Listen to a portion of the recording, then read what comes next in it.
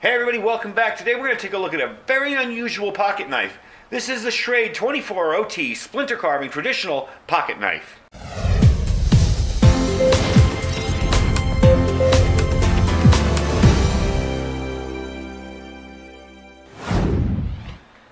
Alright, thanks for joining me. Thanks for coming back today. I wanted to show you this neat little item I picked up. This is going to be something that you'll probably see more of in my channel as I use it. This is almost really just a tabletop review. We are going to do a little work with it. This is the Schrade 24OT Splinter Carving Traditional Pocket Knife. Basically, it's a carving shop that fits in your pocket. That's the best description I've heard so far. It's got 65 mm high carbon steel blades. And as you can tell, the ends are sharpened, all of them. Now, the only drawback with this particular knife is that it is made for right-handers, and it is made specifically for carving. Now, why would I review this? Well, first of all, something like this is handy on the trail if you're just needing to fabricate stuff. I mean, my whole breadth of fabrication when it comes to wood is making spoons. And I have one down here that I made a while back, and I made it with some incorrect tools, but it still came out pretty good. So, what we're going to try to do with this is, not today, but over the next couple of days, and I'll show it to you when it's done, we're going to start work on another spoon that I've kind of started messing around with. And this is just a rough piece of wood here. Again, right out of my firewood out there. And we're going to try and make something out of it. So the blade length is 1.48 inches. Handle length total is 4.34 inches. Overall unfolded is 6.1 inches. And the weight is 0.25 pounds. Now this is similar to another item called the Flex Cut Carvin Jack. Those run around $125. These here from Schrade are $19.50. The only thing really missing, and it's missing from the Carvin Jack as well, is a small saw blade. I think a small saw blade, when you're doing this kind of detail work, a small saw blade could come in handy just for a bunch of different tasks. Now, the reason I'm doing something like this on my channel is because this is something really handy for fabrication in the field. Whether you're a camper, whether you just like to whittle, you just like to sit around and play with it, or, use it to pass time, or to actually make functional things, like a spoon, a kuksa, which is a small wood cup, a bowl, who knows what you can make with this thing. And for a long-term bug-out situation or emergency, something like that might come in handy, You may need to make something. So anyway, as I said, all these edges are very, very sharp right out of the box. And again, this is really just a tabletop review of it. I am going to test it, but I haven't really put it too much to the test, Basically, this is my extent of what I've done with it. I hacked it off at the end there and just started carving a little bit. So I'm pretty pleased with it so far. And again, you've got that nice chisel on the end too for any kind of chopping or detail work. But what I started with, and I'm going to close these up over here. Now, this does not lock open, okay? That is kind of a takeaway, whereas the Flex Cut does lock open. But I haven't really run into any issues where any of these pieces have come back at me. So, let's start off with the first tool I used. And this is your little hook blade here, your gouge blade. Now, for this blade to work, and again, this is why I say it's right-handed only. And again, I'm no carving expert, so I may get terminology wrong, I may get use wrong. Feel free to tell me what I'm doing wrong, because I really want to learn how to do this stuff. It's kind of fun. So what you're going to do with this is you're going to push down and scoop out. And if you see, I drew kind of a little outline of a spoon here, kind of to give me a little help. And you see how that's working.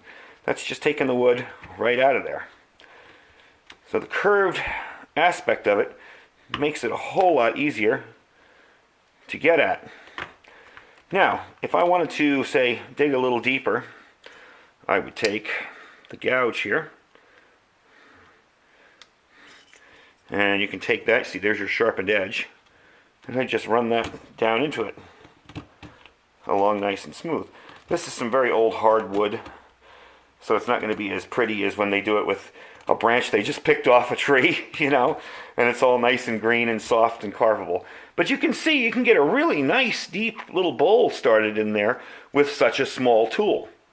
So for me personally, this will help me a little bit with doing stuff for woodcraft, for, basically making tools on my own. And that is something that I really emphasize on this channel. If you can make your own gear, go for it. Well worth it. And for the price, I mean, can you go wrong for 20 bucks? Even if you're afraid because you get one of these and you think, oh, how do I sharpen it? Which, that's a whole nother video, but it's really not difficult. How can you go wrong for 20 bucks? So, let's go for the pros and cons first. Pros, price is amazing, which is kind of surprising given the other competitor on the market. The blades are all really solid, carbon tool steel. They come very sharp, and you'll notice the polished bevel on each blade. These are not like factory sharpenings I've seen on other knives where they're kind of rough or just a basic edge put on them. These are actually done pretty nicely. The straight blade is a workable carver, and that's what I kind of did the sides here with. It seems kind of small. You look at it and go, there's no way that could be, of any use. But it actually does a pretty darn good job. You can almost make some nice curls with that. So it is a workable carver, and it's got a good shape for it and a good thickness. I like the kind of cleaver design on that. The other blades are also solid. Some of them I'm not sure if they'd be useful for what I'm doing, but again, I'm learning, so a lot of these blades will probably have a handy purpose as I learn more. That's the best way to describe it. In terms of design, I kind of like it. It just feels good in the hand.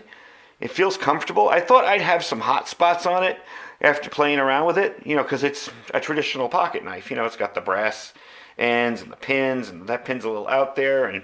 But in reality, this thing really feels nice in your hand. It didn't give me any hot spots or any kind of discomfort while using it. I actually kind of liked the way it felt. It's actually a very smooth feeling. And you can see how sharp that edge is.